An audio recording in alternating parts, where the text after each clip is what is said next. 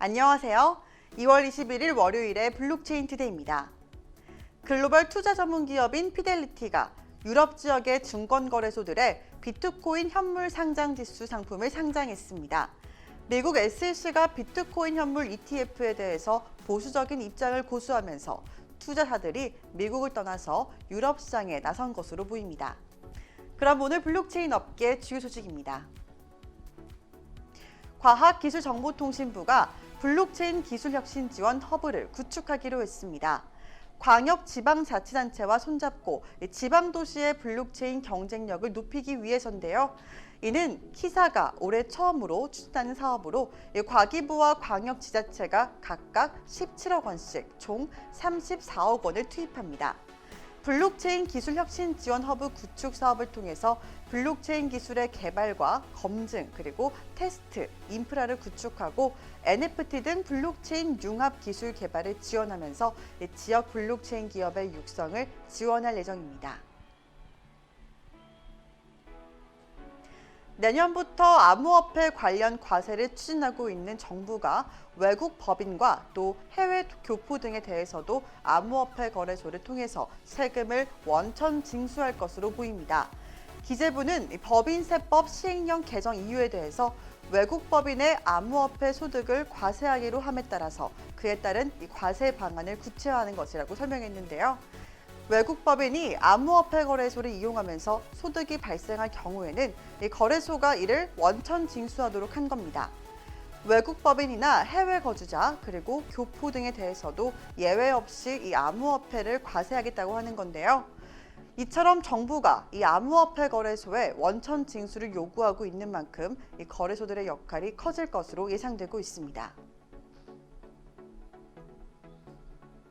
카카오 엔터프라이즈가 최근 미국 반도체 기업인 AMD와 합병한 이 자일링스와 손잡고 클라우드 사업을 강화하기로 했습니다.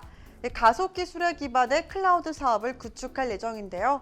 양사는 협력을 통해서 다양한 클라우드 제품군을 제공할 계획입니다. 이번 협업을 통해서 클라우드 CPU의 사용률을 50% 이상 낮추고 애플리케이션의 성능은 최대 600%까지 높일 전망입니다.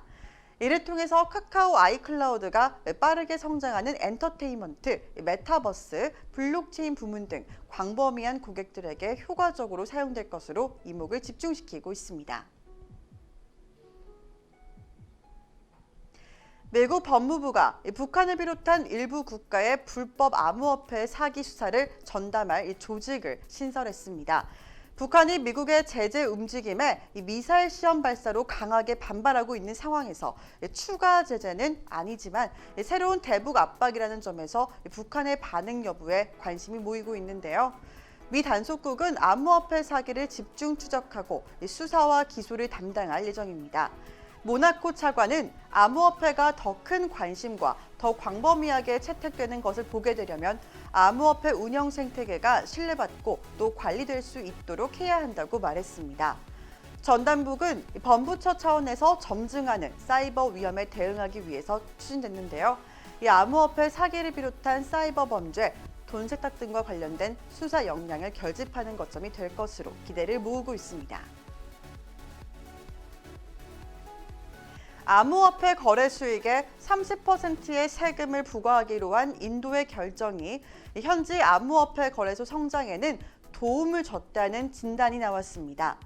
인도 최대 암호화폐 거래소 와지르엑스의 공동 설립자 니샬 셰티는 정부가 암호화폐 거래세 부과를 발표한 2월 1일 이후에 플랫폼 일일 가입자 수가 약 30% 증가했다고 밝혔습니다. 코인스위치 거래소 설립자 또한 하루 가입자 수가 무려 35% 늘었다고 밝혔는데요. 세율 30%는 높은 수준이지만 당국이 금지 대신 규제를 택했다는 점에서는 이 업계는 긍정적인 영향을 받은 것으로 보입니다. 니샬 셰티는 앞으로도 2, 3년 동안에 인도에서 약 1억 명 이상이 암호화폐에 투자를 할 것으로 봤습니다. 아랍에미레이트가 암호화폐 기업 유치를 위해서 1분기 내에 암호화폐 사업자에 대한 연방 차원의 라이선스를 발급하도록 준비 중이라고 밝혔습니다. UAE 증권상품청이 이에 대한 법안을 최종 수정하는 단계로 알려졌는데요. 또한 정부는 이 암호화폐 채굴 생태계를 구축하기를 희망하고 있다고 덧붙였습니다. 앞서 정부는 이 두바이 복합상품센터, 아부다비 글로벌 마켓 등 일부에 이 VASP 라이선스를 발급했으며 작년 말에 14개 공공기관과 16개 민간 부문과 또 암호화폐 위험 평가를 완료한 바 있습니다. 당시 정부는 이 VASP가 불법 금융에 이용될 위험이 있지만 전면 금지보다는 적절한 규제가 이 같은 위험을 완화할 수 있다고 결론을 냈습니다. 블록체인 이슈 앤 트렌드 초성뉴스에서 이은주 아나운서가 전해드립니다.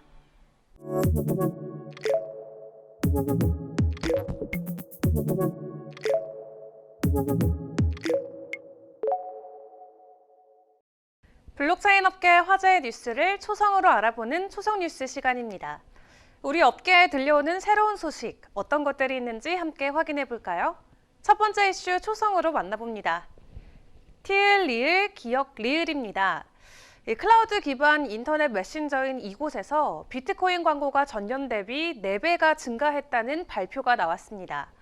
네, 바로 텔레그램인데요. 러시아 텔레그램을 기반으로 조사를 한 결과 가상화폐 관련 CPM, 즉 클릭수 1000개 노출당 비용이 평균 4배가 증가했다고 확인됐습니다. 가상화폐 기반 광고는 주로 코인과 거래소 및 블록체인 게임을 포함한 NFT에 관련됐던 것으로 밝혀졌는데요. 분석업체 측은 가상화폐 광고 산업이 지난 11월 신고가를 경신한 비트코인의 시장 가치와 함께 대규모 성장하는 추세를 보였다고 설명했습니다. 텔레그램뿐만 아니라 현재 온라인에서 가장 핫한 주제로 역시 가상화폐를 빼놓을 수 없는 분위기가 이어지고 있죠. 사람들의 높은 관심도가 시장에도 긍정적인 영향으로 이어지길 기대해봅니다. 두 번째 초성 확인해 볼까요? 미음, 리을, 니은, 이응입니다. 미국의 미음, 리을, 니은, 이응 절반이 암호화폐를 보유한 것으로 나타나면서 다시 한번 가상자산의 뜨거운 인기를 증명해냈습니다. 바로 미국의 밀레니얼들인데요. 미국 여론조사 업체 모닝컨설트 서베이는 미국의 밀레니얼 세대의 암호화폐 투자 확대 요인으로 작년 하반기 내내 밀레니얼의 재정 상황 점수가 미국 전체 성인 평균치보다 저조했다는 점을 꼽았습니다. 해당 기간 미국의 성인 평균 재정 상환 점수는 5.0점 이상을 유지한 반면 밀레니얼 세대는 40점대 후반을 지속한 것으로 나타났는데요. 재정 상황이 좋지 못한 미국의 밀레니얼 세대들, 가상자산에 투자해서 자본력을 키우고 싶어하는 심리가 반영된 것 같죠? 마지막 키워드입니다. 피읍, 키읔, 시옷입니다. 이 입체주의의 거장으로 불리는 바로 피카소죠. 최근 뜨거운 NFT 열풍으로 기존 정통 미술계 또한 NFT 진출에 큰 관심을 보이고 있습니다. 디크립트에 따르면 파블로 피카소의 손녀인 마리나 피카소가 유튜브를 통해 피카소 NFT 발행 여부에 대한 법적 권한을 갖고 있는 삼촌이 NFT 발행을 수락했다면서 이 피카소 작품을 NFT로 발행하겠다는 계획을 밝혔습니다. 기존 작품들뿐만 아니라 미공개 도자기 작품을 토대로 NFT를 발행하고 또 경매에 내놓을 계획이라고 밝혔는데요. 하지만 가족들의 반대가 이어지고 있다고 합니다. 큐비즘의 대가, 피카소의 작품도 NFT로 만나볼 수 있는 날이 올까요? 지금까지 초성뉴스 이은주였습니다. 지난해 글로벌 핀테크 투자 규모가 사상 최대를 기록한 가운데 특히 블록체인과 암호화폐 기술 투자가 가장 큰 폭으로 증가한 것으로 집계됐습니다. 올 한 해 동안에도 이 업계 활약을 기대해봐도 좋을 것 같네요. 오늘 블록체인 진행 여기서 마치겠습니다. 정오에는 블록체인 진행 플러스에서 실시간으로 암호화폐 차트 리딩과 소통의 시간까지 함께하겠습니다. 그럼 정오에 만나요. 안녕.